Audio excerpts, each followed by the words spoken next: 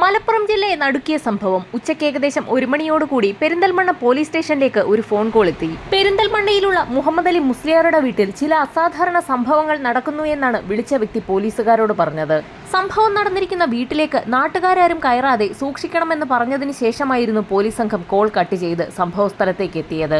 Police സംഘം മുഹമ്മദ് അലിയുടെ വീട്ടിലെത്തിയപ്പോഴേക്കും വീടിന് ചുറ്റിനും വലിയൊരു വടം നാട്ടുകാർ ചേർന്ന് വലിച്ചു കെട്ടിയിരിക്കുന്ന കാഴ്ചയാണ് കണ്ടത്. ആ വീടിന്റെ അടുത്തേക്ക് നടന്നു ചെന്ന പോലീസുകാർ കാണുന്നത് ആ വീടിന്റെ പ്രധാന വാതിൽ അകത്തുനിന്നും അടച്ചു കുറ്റിയിട്ടിരിക്കുന്ന കാഴ്ചയാണ്. നാട്ടുകാർ പറഞ്ഞതനുസരിച്ച് മുസ്ലിയാരുടെ വീടിന്റെ പിൻഭാഗത്തെത്തിയ പോലീസ് സംഘം അവിടെ ഒരു ഗ്രില്ലിൽ ഒരു കാഴ്ച കണ്ടു. രക്തം ഗ്രില്ലിലൂടെ ഒലിച്ചിറങ്ങുകയാണ്. അടുക്കള ഭാഗത്ത് കൂടി വീടിന്റെ അകത്തേക്ക് കയറിയ പോലീസ് സംഘം വീടിനുള്ളിലെ സ്വീകരണ മുറിയിൽ നടക്കുന്ന ഒരു കാഴ്ചയാണ് കണ്ടത്. മുറിക്കുള്ളിൽ അസ്വാഭാവികമായ നിലയിൽ ഒരു സ്ത്രീ കഴുത്തറ്റ നിലയിൽ രക്തത്തിൽ കുളിച്ച് കമിഴ്ന്നു കിടക്കുന്നു. ആ മുറിയിൽ പിടിവലി നടന്നതിന്റെ യാതൊരു ലക്ഷണങ്ങളുമില്ല. അലമാരകളോ മേശവലിപ്പുകളോ ഒന്നും തന്നെ തുറന്നിട്ടുമില്ല. പോലീസ് സംഘം ഉടൻ തന്നെ വിവരം ഉന്നത ഉദ്യോഗസ്ഥരെയും ഫോറൻസിക് സംഘത്തെയും അറിയിച്ചു. ഫോറൻസിക് സംഘം അവിടേക്ക് എത്തുന്നതിനിടയിൽ തന്നെ അവിടെ എത്തിയിരുന്ന പോലീസ് സംഘം നാട്ടുകാരോടൊക്കെ വിവരം അന്വേഷിച്ചു. ചോദ്യം ചെയ്യലിൽ നിന്നും ആ സ്ത്രീയുടെ മൃതദേഹം ആദ്യം കണ്ടത് അവരുടെ മകനാണെന്ന് പോലീസിന് വ്യക്തമായി. ആ വീടിന്റെ ഒരു ഭാഗത്ത് കരഞ്ഞു തളർന്നിരിക്കുന്ന ഒരു ആൺകുട്ടിയാണ് പോലീസ് സംഘം കണ്ടത്. മുഹമ്മദ് അലി മുസ്ലിയാരുടെ ഭാര്യയാണ് കൊല്ലപ്പെട്ട് കിടക്കുന്നത്. അവരുടെ മകനെ ആശ്വസിപ്പിച്ചുകൊണ്ട് പോലീസ് സംഘം വിശദമായി തന്നെ വിവരങ്ങളൊക്കെ അവനോട് തിരക്കിയറിഞ്ഞു. സ്കൂളിൽ നിന്നും ഉച്ചസമയത്തായിരുന്നു മകൻ വീട്ടിലേക്ക് എത്തിയത്. എത്ര ബെല്ലടിച്ചു നോക്കിയിട്ടും വാതിൽ തുറക്കാത്ത സാഹചര്യത്തിൽ ഉമ്മയെ അന്വേഷിച്ച് ആ മകൻ വീടിന്റെ പിൻഭാഗത്തേക്ക് എത്തി. ചാരിയിട്ടിരിക്കുന്ന ഗ്രില്ല് തുറന്ന് അകത്തേക്ക് കയറി പ്രധാന വാതിലിന് സമീപത്തേക്ക് എത്തിയപ്പോഴായിരുന്നു നടുക്കുന്ന ആ കാഴ്ച ആഷിഖ് എന്ന മകൻ കണ്ടത്. ആ കാഴ്ച കണ്ട് അമ്പരന്ന് പോയ ആഷിഖ് ഉടൻ തന്നെ അലറി വിളിച്ചുകൊണ്ട് പുറത്തേക്കിറങ്ങി ഓടുകയും നാട്ടുകാരെയൊക്കെ വിവരമറിയിക്കുകയും ചെയ്തു.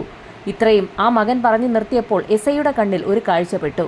ആഷിഖിന്റെ കയ്യിലൂടെ രക്തം ഒലിച്ചിറങ്ങുന്നു. ആ രക്തം സമീപത്തുണ്ടായിരുന്ന ഗ്രില്ലിൽ നിന്നും പറ്റിപ്പിടിച്ചതാകാമെന്ന് എസ്ഐ വിലയിരുത്തി. ആഷിഖിന്റെ ഉമ്മയെ കൊലപ്പെടുത്തിയ ശേഷം കൊലയാളി ആ ഗ്രില്ലിൽ മാത്രമാണ് സ്പർശിച്ചിട്ടുള്ളത്. അപ്പോഴും ഗ്രില്ലിലൂടെ രക്തം വാർന്നൊഴുകുന്നുണ്ടായിരുന്നു. ആഷിഖിന്റെ അമ്മ കൊല ചെയ്യപ്പെട്ടിട്ട് അധിക സമയമായിട്ടില്ല എന്ന് അതിൽ നിന്നും വ്യക്തമായി. പോലീസ് സംഘം വിശദമായി നാട്ടുകാരെ ചോദ്യം ചെയ്യുന്നതിനിടയിലായിരുന്നു ഒരു സ്ത്രീ നിർണായകമായൊരു വിവരം പോലീസുകാരോട് പറയുന്നത്. സമയം ഏകദേശം 11:45 സമയത്ത് ആ സ്ത്രീ കൊല്ലപ്പെട്ട മറിയത്തിനെ കണ്ടിരുന്നു. അവർ തമ്മിൽ അല്പനേരം സംസാരിക്കുകയും ചെയ്തിട്ടുണ്ട്. 11:45 12:30 ഇടയിലുള്ള സമയത്താണ് മറിയം കൊല്ലപ്പെട്ടതെന്ന് പോലീസ് അതിൽ നിന്നും വിലയിരുത്തി. മറിയത്തിന്റെ ഭർത്താവും വീട്ടുടമസ്ഥനുമായ മുഹമ്മദ് അലി മുസ്ലിയാർ മതപരമായ ചില ചടങ്ങുകളിൽ പങ്കെടുക്കുന്നതിനായി പോയതാണ്. ആ സ്ത്രീ വീട്ടിൽ തനിച്ചേ ഉണ്ടാവുകയുള്ളൂ എന്ന് അറിയുന്ന ഏതോ വ്യക്തി നടത്തിയ കൊലപാതകമാണിതെന്ന് പോലീസ് നിഗമനത്തിലെത്തി. ഇൻക്വസ്റ്റ് നടപടികൾ പൂർത്തിയാക്കിയ ശേഷം മൃതദേഹം പോസ്റ്റ്മോർട്ടത്തിനായി ഗവൺമെന്റ് ഹോസ്പിറ്റലിലേക്ക് ഷിഫ്റ്റ് ചെയ്തു. നടപടികൾ പൂർത്തിയാക്കിയ ശേഷം പോലീസ് സംഘം ആ വീട്ടിലും പരിസരത്തുമൊക്കെ വിശദമായൊരു അന്വേഷണം തന്നെ നടത്തി. ആ വീടിനുള്ളിലെ അലമാരകളോ മേശവലിപ്പുകളോ ഒന്നും തന്നെ തുറന്നിടാത്ത സാഹചര്യത്തിൽ എന്തായിരിക്കാം കൊലപാതകയുടെ മോട്ടീവെന്ന് പോലീസിന് സംശയം തോന്നി. മറിയത്തെക്കുറിച്ച് അവിടെ കൂടി നിന്ന നാട്ടുകാരോടൊക്കെ ഒന്ന് തിരക്കാൻ തന്നെ പോലീസ് തീരുമാനിച്ചു. നാട്ടുകാരെ ചോദ്യം ചെയ്യുന്നതിനിടയിൽ ഒരു സ്ത്രീ പ്രധാനപ്പെട്ട ഒരു കാര്യം പോലീസിനോട് പറഞ്ഞു. മറിയം എപ്പോഴും കഴുത്തിൽ ഒരു ഭംഗിയുള്ള നെക്ലേസ് ധരിക്കാറുണ്ട്. നെക്ലേസിനെ കുറിച്ച് ആ സ്ത്രീ വിശദമായി പറഞ്ഞുകൊണ്ടിരിക്കുന്നതിനിടയിൽ തന്നെ എസ്ഐ മറിയത്തിന്റെ മൃതദേഹം അവിടെ നിന്ന് ഷിഫ്റ്റ് ചെയ്യുന്നതിന് തൊട്ടു മുൻപെടുത്ത ഫോട്ടോസൊക്കെ വിശദമായി തന്നെ ഒന്ന് നോക്കി. ആ ഫോട്ടോയിലൊന്നും തന്നെ അങ്ങനെ ഒരു നെക്ലേസ് കാണാനുണ്ടായിരുന്നില്ല. മറിയത്തിന്റെ മകൻ ആഷിഖിനെ ചോദ്യം ചെയ്ത സമയത്തും തന്റെ അമ്മ അങ്ങനെ ഒരു നെക്ലേസ് ധരിക്കാറുണ്ടെന്നും അവരത് കഴുത്തിൽ നിന്ന് ഊരാറെ ഉണ്ടായിരുന്നില്ല എന്നും അവൻ പോലീസിന് മൊഴി നൽകി. ഒരുപക്ഷെ ആ നെക്ലേസ് കൈക്കലാക്കുന്നതിന് വേണ്ടിയാകാം കൊലയാളി അങ്ങനെ ഒരു കൃത്യം നടത്തിയതെന്ന് പോലീസ് കരുതി. പോലീസ് അന്വേഷണം പുരോഗമിക്കുന്ന സാഹചര്യത്തിൽ മെഡിക്കൽ കോളേജിൽ പോസ്റ്റ്മോർട്ടം നടപടികൾ പൂർത്തിയാക്കി മൃതദേഹം ബന്ധുക്കൾക്ക് വിട്ടു നൽകി. ഈ സമയത്തായിരുന്നു തന്റെ പ്രിയപ്പെട്ട ഭാര്യയുടെ മരണവാർത്ത അറിഞ്ഞുകൊണ്ട് മുസ്ലിയാർ നാട്ടിലേക്ക് തിരിച്ചെത്തിയത്. ദുഃഖം സഹിക്കവയ്യാതെ മുസ്ലിയാർ ഉറക്കെ നിലവിളിച്ച് കരഞ്ഞു തുടങ്ങി. അദ്ദേഹത്തിന്റെ കരച്ചിൽ കണ്ട് സഹിക്കവയ്യാതെ നാട്ടുകാരും വിതുമ്പി. ഈ സമയത്തായിരുന്നു സ്റ്റേഷനിൽ നിന്നും എസ്ഐക്ക് ഒരു ഫോൺ കോൾ എത്തിയത്. മറിയത്തിന്റെ പോസ്റ്റ്മോർട്ടം റിപ്പോർട്ട് സ്റ്റേഷനിലെത്തി എന്നുള്ള വിവരം അറിഞ്ഞ ഉടൻ തന്നെ എസ്ഐ സംഘവും പോലീസ് സ്റ്റേഷനിലേക്ക് പുറപ്പെട്ടു. ആ റിപ്പോർട്ട് വിശദമായി വായിച്ചു നോക്കിയ സമയത്തായിരുന്നു പ്രധാനപ്പെട്ട ഒരു കാര്യം പോലീസിന്റെ ശ്രദ്ധയിൽപ്പെടുന്നത്. മറിയം കൊല്ലപ്പെടുന്ന സമയത്ത് അവർക്ക് ബോധമുണ്ടായിരുന്നില്ല എന്നുള്ള കാര്യം അതിൽ വ്യക്തമാക്കിയിട്ടുണ്ട്. മറിയത്തിന്റെ കഴുത്തിൽ അതിശക്തമായ അടിയേറ്റിട്ടുണ്ട്. ഫോറൻസിക് സംഘം പരിശോധന നടത്തുന്നതിനിടയിൽ അങ്ങനെയൊരു കാര്യം ശ്രദ്ധയിൽപ്പെട്ടിരുന്നില്ല. എന്നാൽ പോസ്റ്റ്മോർട്ടം റിപ്പോർട്ടിൽ അത് വ്യക്തമായി തന്നെ രേഖപ്പെടുത്തിയിരിക്കുകയാണ്. ശക്തമായ അടിയേറ്റ് ബോധരഹിതയായ മറിയത്തിന്റെ കഴുത്താണ് പിന്നീട് അറുക്കപ്പെട്ടത്. ഇതോടൊപ്പം തന്നെ മറ്റൊരു നിർണായക വിവരം കൂടി പോലീസിന് ലഭിച്ചു. മുസ്ലിയാരുടെ വീട്ടിലെ ഗ്രില്ലിൽ പറ്റിപ്പിടിച്ചൊഴുകിയിരിക്കുന്ന രക്തസാമ്പിളുകളിലെ DNA-യും കൊല്ലപ്പെട്ട മറിയത്തിന്റെ DNA-യും മാച്ച് ചെയ്യുന്നില്ല. കൊലപാതക ശ്രമത്തിനിടയിൽ കൊലയാളിയുടെ കയ്യിൽ മുറിവ് പറ്റിയിട്ടുണ്ടെന്ന് പോലീസിന് ഉറപ്പായി. ഗ്രില്ലിൽ കുറ്റിയിടുന്ന ഭാഗത്താണ് രക്തക്കറ കണ്ടിട്ടുള്ളത്. അതുകൊണ്ട് തന്നെ കൊലപാതക ശ്രമത്തിനിടയിൽ കൊലയാളിയുടെ കയ്യിലാണ് മുറിവ് പറ്റിയിട്ടുള്ളതെന്ന് പോലീസ് വിലയിരുത്തി.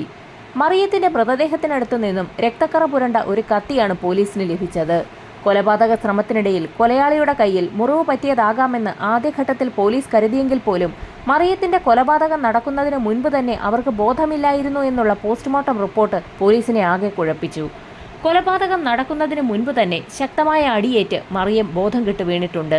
അതുകൊണ്ടാണ് അവിടെ പിടിവലി നടന്നതിന്റെ യാതൊരു ലക്ഷണങ്ങളും കണ്ടെത്താൻ പോലീസിന് കഴിയാഞ്ഞത്. പിടിവലികളൊന്നും നടക്കാത്ത സാഹചര്യത്തിൽ കൊലയാളിയുടെ കയ്യിൽ എങ്ങനെയാകാം മുറിവ് പറ്റിയതെന്നുള്ളതായിരുന്നു പോലീസിന്റെ സംശയം.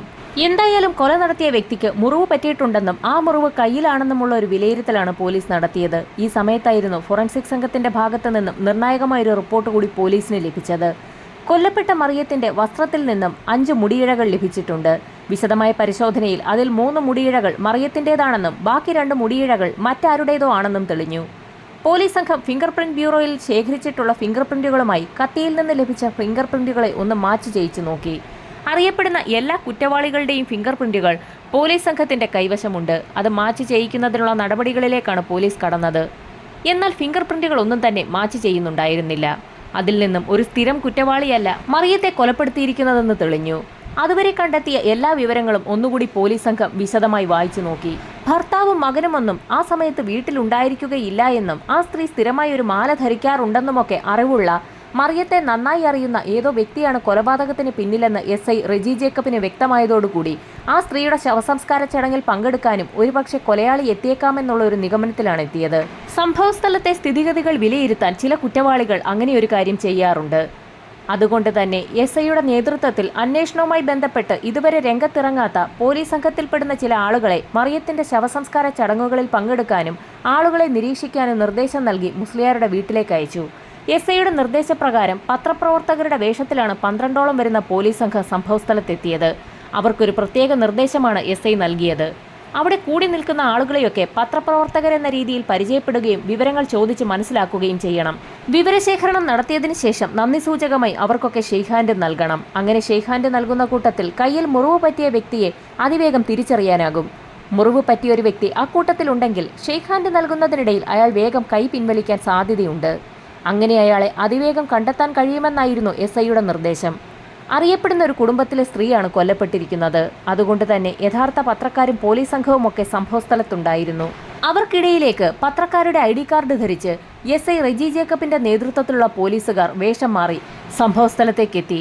തങ്ങൾ പത്രത്തിൽ നിന്നാണെന്ന് പറഞ്ഞുകൊണ്ട് ആളുകളോട് അതിവേഗം അവർ വിവരങ്ങൾ ചോദിച്ച് മനസ്സിലാക്കി തുടങ്ങി. അവർ പറയുന്ന വിവരങ്ങളൊക്കെ വേഷം മാറിയ പോലീസുകാർ തങ്ങളുടെ കൈവശമുള്ള ഫോണുകളിൽ റെക്കോർഡ് ചെയ്യുകയും ചെയ്തു.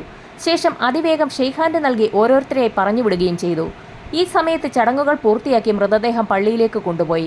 വേഷം മാറിയ പോലീസുകാർ അവർ കളക്ട് ചെയ്ത വിവരങ്ങളും ഓഡിയോ ക്ലിപ്പുകളുമൊക്കെ SIക്ക് കൈമാറി.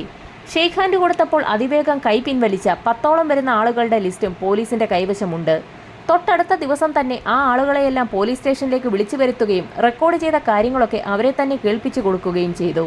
അവർ തങ്ങൾക്കറിയാവുന്ന കൂടുതൽ കാര്യങ്ങൾ പോലീസിനോട് പറഞ്ഞു. ഇതേസമയം മറ്റുള്ള പോലീസുകാർ ആ വ്യക്തികളുടെ കൈകളിൽ എന്തെങ്കിലും മുറിവ് പറ്റിയിട്ടുണ്ടോ എന്നുള്ള കാര്യം വിശദമായി നിരീക്ഷിക്കുകയായിരുന്നു. 6ഓളം പേരെ ചോദ്യം ചെയ്തതിനിടയിൽ പ്രത്യേകിച്ച് അസ്വാഭാവികമായി ഒന്നും കണ്ടെത്താൻ കഴിഞ്ഞില്ല. അപ്പോഴായിരുന്നു 7ാമത് ഒരു ചെറുപ്പക്കാരൻ കടന്നു വന്നത്. ജാഫർ എന്ന പേരുള്ള ആ ചെറുപ്പക്കാരന്റെ കയ്യിൽ ഒരു മുറിവുണ്ടായിരുന്നു. കൂടി നിന്നിരുന്ന പോലീസുകാർ അയാളെ പ്രത്യേകം നോട്ട് ചെയ്തു. എങ്ങനെയാണ് അത്തരത്തിലൊരു മുറിവ് സംഭവിച്ചതെന്ന് SI ജാഫറിനോട് ചോദിച്ചു. 2 ദിവസങ്ങൾക്ക് മുൻപ് കരിങ്കല്ല് തത്താണിയിലേക്ക് പോകുന്ന സമയത്ത് ബസ്സിൽ കയറിയപ്പോൾ ബസ്സിന്റെ ഡോറിനിടയിൽ പെട്ടാണ് തന്റെ കൈ മുറിഞ്ഞതെന്ന് ജാഫർ പോലീസിന് മൊഴി നൽകി. ഇത്തരത്തിൽ വലിയൊരു മുറിവുണ്ടായിട്ടും എന്താണ് അത് കൃത്യമായി വെച്ചുകെട്ടാത്തതെന്ന് പോലീസ് ചോദിച്ചപ്പോൾ താനതത്ര കാര്യമാക്കിയില്ലെന്നായിരുന്നു ജാഫറിന്റെ മറുപടി. ഡോറിനിടയിൽ പെട്ടതുകൊണ്ട് തന്നെ മുറിവ് സെപ്റ്റിക് ആകാൻ സാധ്യതയുണ്ടെന്ന് SI പറഞ്ഞ സാഹചര്യത്തിൽ താൻ സ്റ്റേഷനിൽ നിന്ന് ഇറങ്ങുന്ന സമയത്ത് ഹോസ്പിറ്റലിലെത്തി മുറിവ് വെച്ച് കെട്ടിക്കൊള്ളാമെന്ന് അയാൾ പോലീസിനോട് പറഞ്ഞു. ഈ സമയത്തായിരുന്നു സ്റ്റേഷനിൽ ഒരു ഡോക്ടർ എത്തിയിട്ടുണ്ടെന്നും നമുക്ക് അദ്ദേഹത്തെ കൈയൊന്ന് കാണിച്ചു നോക്കാമെന്നും SI പറയുന്നത്. SI പറഞ്ഞു തീരുന്നതിന് മുൻപ് തന്നെ ഡോക്ടർ ആ മുറിയിലേക്ക് എത്തി. SI റെജിയുടെ നിർദ്ദേശപ്രകാരം ഡോക്ടർ ജാഫറിന്റെ കൈയൊന്ന് പരിശോധിച്ചു. കൈ എങ്ങനെയാണ് മുറിഞ്ഞതെന്നുള്ള ഡോക്ടറുടെ ചോദ്യത്തിന് നേരത്തെ SIക്ക് കൊടുത്ത അതേ മറുപടി തന്നെയാണ് ജാഫർ ഡോക്ടർക്ക് നൽകിയത്. എന്നാൽ ഡോക്ടർ വിശദമായി പരിശോധിച്ചപ്പോൾ ഡോക്ടർ ഒരു കാര്യം പോലീസിനോട് പറഞ്ഞു. ഷാർപ്പായ കത്തി പോലെയുള്ള എന്തോ വസ്തു ഉപയോഗിച്ചുള്ള മുറിവാണ് കയ്യിലുണ്ടായിട്ടുള്ളത്. ഇതൊരു കാരണവശാലും ബസിന്റെ ഡോറിനിടയിൽ പെട്ടതല്ല എന്ന് ഡോക്ടർ പറഞ്ഞതോടുകൂടി ജാഫറിന്റെ മുഖം ആകെ വിളറി വിടുത്തു. ഈ സമയത്താണ് മറ്റൊരു പോലീസുകാരൻ സ്റ്റേഷനുള്ളിലേക്ക് കടന്നു വന്നത്. നേരത്തെ ജാഫർ പറഞ്ഞതനുസരിച്ച് 2 ദിവസങ്ങൾക്ക് മുൻപ് കരിങ്കല്ലത്താണിയിലേക്ക് പോയ ബസ്സുകാരുമായി പോലീസ് സംഘം കോണ്ടാക്ട് ചെയ്തിരുന്നു. എന്നാൽ അന്നേ ദിവസം ജാഫർ പറഞ്ഞതുപോലെ ആ ബസിന്റെ പിൻഭാഗത്തെ ഡോർ യാത്രക്കാർ കുറവായതുകൊണ്ട് തന്നെ ഒരു കയർ ഉപയോഗിച്ച് കെട്ടിവെച്ചിരിക്കുകയായിരുന്നു. അന്നേ ദിവസം ആ ഡോർ തങ്ങൾ തുറന്നിട്ടേയില്ല എന്നായിരുന്നു ബസ്സുകാർ പോലീസിന് നൽകിയ മൊഴി. ബസ്സിൽ തിരക്കായതുകൊണ്ട് തന്നെ ബസ് വിട്ടുപോകുന്ന സമയത്ത് പിൻവാതിലിലൂടെ താൻ ഓടിക്കയറുന്നതിനിടയിലായിരുന്നു ബസിന്റെ ഡോറിന്റെ ഇടയിൽ തന്റെ കൈ പെട്ടതെന്നായിരുന്നു നേരത്തെ ജാഫർ പോലീസിന് നൽകിയ മൊഴി. അത് തീർത്തും വ്യാജമാണെന്ന് തെളിഞ്ഞു. താൻ പിടിക്കപ്പെട്ടു എന്ന് മനസ്സിലാക്കിയ ജാഫറിന് പോലീസിന്റെ ചോദ്യങ്ങൾക്ക് മുൻപിൽ പിടിച്ചു നിൽക്കാൻ കഴിഞ്ഞില്ല. തന്റെ ഭാര്യയ്ക്ക് അടിയന്തരമായ ഒരു ഓപ്പറേഷൻ വേണ്ടതുകൊണ്ട് തന്നെ അതിന് വലിയൊരു തുക ആവശ്യമാണ്. അത് സംഘടിപ്പിക്കാൻ കഴിയാത്ത സാഹചര്യത്തിൽ തന്റെ വീടിന്റെ തൊട്ടടുത്ത് താമസിക്കുന്ന മറിയത്താത്തയുടെ കഴുത്തിലെ മാല സ്ഥിരമായി കാണാറുണ്ടായിരുന്ന ജാഫറിന് ഒരു ബുദ്ധി തോന്നി. മുഹമ്മദ് അലി മുസ്ലിയാർ ഒരു യാത്രയിലാണെന്നും അവരുടെ മകൻ ഉച്ചയോടടുപ്പിച്ച് മാത്രമേ വീട്ടിലേക്ക് എത്തുകയുള്ളൂ എന്ന് ജാഫർ നേരത്തെ തന്നെ മനസ്സിലാക്കി. പതിവ് പോലെ ജോലികളൊക്കെ പൂർത്തിയാക്കിയ ശേഷം മറിയം മുറ്റം തൂക്കുന്നതിനിടയിൽ ജാഫർ സമീപത്ത് പതുങ്ങി നിൽക്കുകയായിരുന്നു.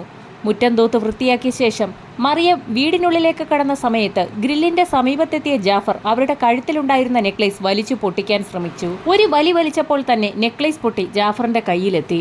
എന്നാൽ മറിയം ജാഫറിനെ കാണുകയും ചെയ്തു. ജാഫർ എന്ന് അവരുറക്കെ വിളിച്ചതോടുകൂടി ജാഫർ മറിയത്തിന്റെ തല പിടിച്ച് ചുവരിലേക്ക് ആഞ്ഞിടിച്ചു. തലയാണ് ചുവരിലേക്ക് ഇടിക്കാൻ ശ്രമിച്ചതെങ്കിലും അവരുടെ കഴുത്തായിരുന്നു ചുവരിൽ അതിശക്തമായി പോയി ഇടിച്ചത്. അതോടുകൂടി മറിയം ബോധം കെട്ട് തറയിൽ വീണു.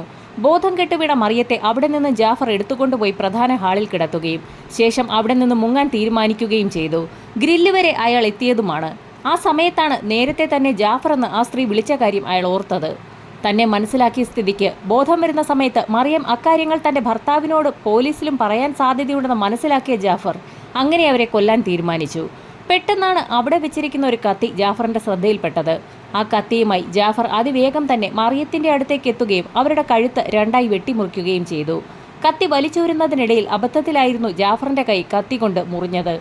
കയ്യിൽ നിന്ന് രക്തം പുറത്തേക്ക് വന്നതോടുകൂടി ഭയന്നു പോയ ജാഫർ കത്തി അവിടെ തന്നെ വലിച്ചെറിഞ്ഞ ശേഷം ഗ്രില്ല് വലിച്ചു തുറന്ന് പുറത്തേക്കൂടി രക്ഷപ്പെടുകയായിരുന്നു.